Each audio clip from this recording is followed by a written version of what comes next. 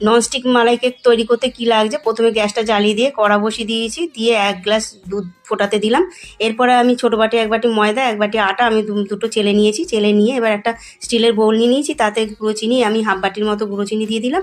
দিয়ে ওর মধ্যে এবার বাটার দিয়ে দেবো। বাটারটা আমি মেল্ট বাটার নিয়ে নিই, আমার ছিল এমনি, সেটাই নিয়ে নিয়েছি। ঠিক আছে, টাইট বাটারই নিয়ে নিয়েছি। ওটা আমি এবার মানে 6-7 চামচের মতো বাটারটা নিয়ে নিলাম। নিয়ে এবার খুব সুন্দর করে হ্যান্ড উইচ দিয়ে এটা মেশাতে হবে। মেশাতে মেশাতে এটা একটা লিকুইড পর্যায়ে চলে আসবে, এটা ভয় করলে হবে না। ঠিক আছে, আচ্ছা এরপরে আমি দেখো খুব সুন্দর, দেখো একটা লিকুইড তৈরি হয়ে গেছে। এরপরে আমি যে আটা আর ময়দাটা যে চেলে রেখে দিয়েছিলাম না, সেটা এই যে লিকুইডটার মধ্যে দিয়ে দিলাম। চিনি আর এই যে মাখনটা যে করে রেখেছিলাম সেটার মধ্যে মিশিয়ে দিলাম। এরপরে ছোটো বাটি এবারে সেটাকে এবার আটা ময়দাটাকে আমি খুব সুন্দর করে অল্প অল্প করে এই যে এরকম হ্যান্ড উইচ দিয়ে মিশিয়ে নেবো।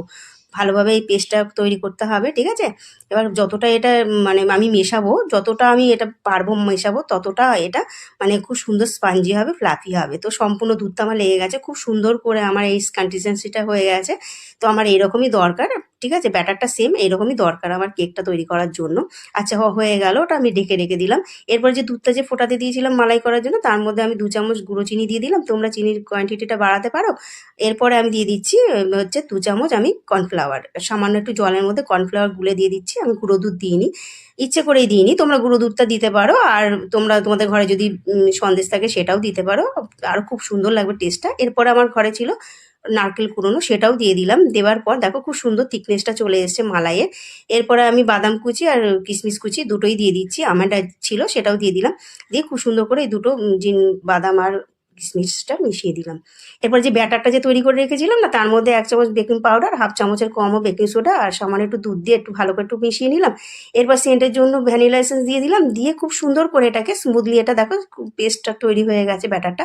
তারপর যে ব্যাটারটা যে আমি তৈরি করে রেখেছি সেটার মধ্যেও আমি একটু বাদাম কুচি আর কিশমিশ দিয়ে দিলাম। এরপরে আমি ননস্টিক প্যানের মধ্যে নর্মাল একটা পেপার দিয়ে তার মধ্যে সামান্য একটু মাখন লাগিয়ে দিয়েছি। দেওয়ার পর একটু স্প্রিঙ্কেল করে দিয়েছি ময়দা।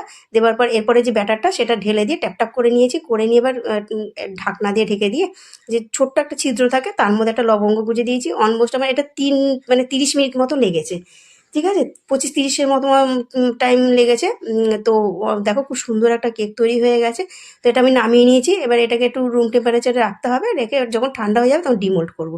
এই যে আমি ডিমোল্ড করে নিলাম একটা কাচের প্লেটের মধ্যে, করে নিয়ে ফক দিয়ে এটা একটু ছিদ্র ছিদ্র করে নিলাম, যাতে মালাইটা খুব সুন্দরভাবে ভেতর অবধি যায়। তো মালাইটাও আমি লাগিয়ে নিলাম ওপর থেকে, খুব সুন্দর করে লাগিয়ে নিই। আর চেরি ফল ছিল সেটাও আমি গার্নিশিং করে দিলাম। দেখো খুব সুন্দর লাগছে, বাড়িতে অবশ্যই তৈরি করে খেও, সবার ভালো লাগবে। তো এইভাবে গার্নিশিং করে নিলাম, হয়ে গেল মালাই কেক, অলমোস্ট ডান। টাটা।